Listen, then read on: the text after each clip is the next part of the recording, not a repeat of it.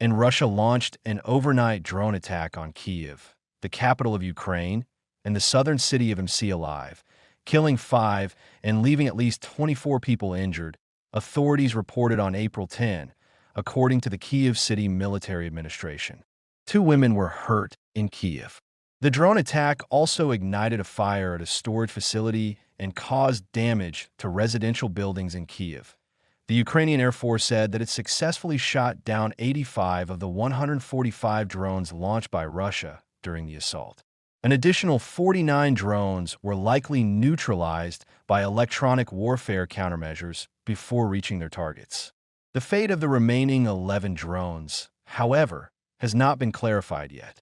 Over Kyiv, authorities tracked 30 drones in total, with 16 being destroyed and the others either exiting the airspace or being lost. The air raid sirens sounded at 11:34 p.m. on April 9th and continued until 1:37 a.m., followed by a separate ballistic missile threat around 7 a.m. on April 10th. In Mykolaiv, 10 people were injured in the attack, as reported by Regional Governor Vitaly Kim. The assault also caused damage to 9 apartment buildings, 30 garages, and an administrative building due to falling debris in the Shockwave .9 apartment buildings. 3 vehicles, 30 garages, and 1 administrative building were damaged. Fires broke out in 1 apartment in a garage cooperative. While Russia has been denying deliberate targeting of civilians in war-torn Ukraine, the ongoing invasion has resulted in thousands of deaths and injuries.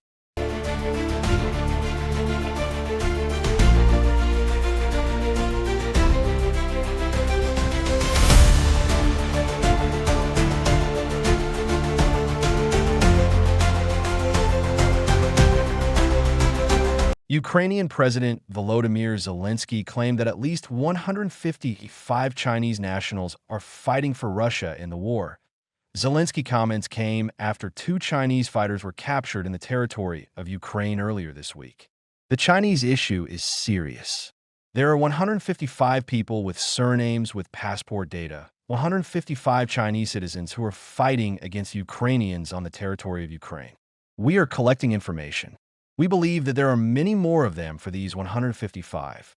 We have passport data, where they are from, their Chinese documents, age, etc., also places of service, .70th, 71st, 250th Motorized Rifle Regiments, etc.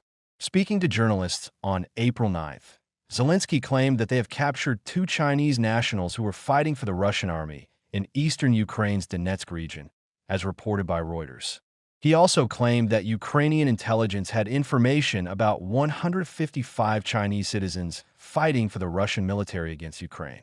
The Ukraine president further claimed that the Russians are recruiting citizens of the People's Republic of China, in particular through social networks, TikTok, and other Chinese social networks. Official Beijing knows about this.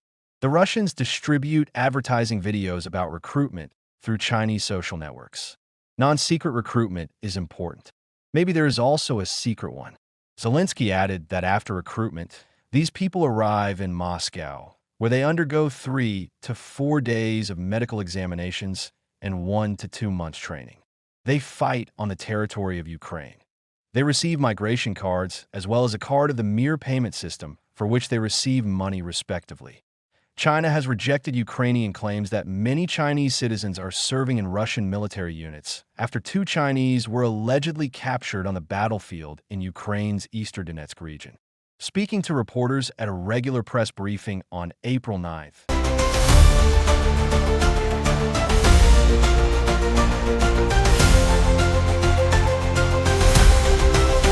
Chinese Foreign Ministry spokesperson Lin Jian said the Chinese government always requested its citizens to stay away from areas of armed conflict and avoid being involved in armed conflict in any form. Those who have a whole gun view.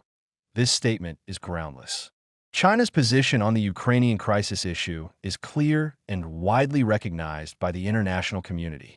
Ukraine should correctly view China's efforts and constructive role in seeking a political solution to the Ukrainian crisis. China's foreign ministry on April 10th reiterated its neutral approach and called for a sober view of its role in the Ukraine crisis. When asked about Ukrainian President Volodymyr Zelensky's statement that Chinese citizens were involved in the war, and are being widely recruited, I would like to reiterate that China is not the creator of the Ukrainian crisis, nor is it a party concerned. We are a firm supporter and active promoter of the peaceful settlement of the crisis. The Chinese government has always requested its citizens to stay away from armed conflict zones and avoid being involved in armed conflicts in any form, and in particular to refrain from participating in military action on either side, that we advise the parties concerned to correctly and soberly understand the role of China and to not publish irresponsible comments. Dismissing Zelensky's comments on China's involvement in Russia-Ukraine war. Russian spokesperson Dmitry Peskov on April 10th said Beijing has a balanced position on the issue. When asked about Zelensky's remarks, Peskov said Moscow was not dragging Beijing into the conflict. Can you talk to Beijing? And this is not true. China has a balanced position. China is our strategic partner, friend, comrade. China has always had a very, very balanced position. So Zelensky is wrong to think that everything Russia and China had declared a no-limit strategic partnership.